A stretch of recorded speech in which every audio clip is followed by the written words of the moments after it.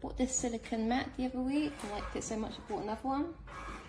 My cats are kind of messy. I used to find food and water all over the floor. I guess the mat has significantly reduced the mess and makes cleanup so much easier.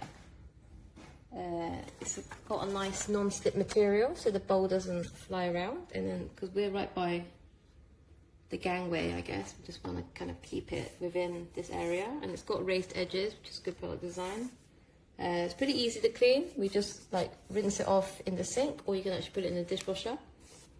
I don't know how durable it is yet because we've only had it for a few weeks. I think it kind of looks cute too. We have a lot of cat design stuff around the house. Yeah, I guess overall I would recommend it.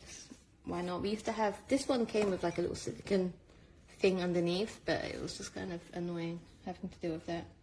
So yeah, as Amazon buys go, this is pretty good.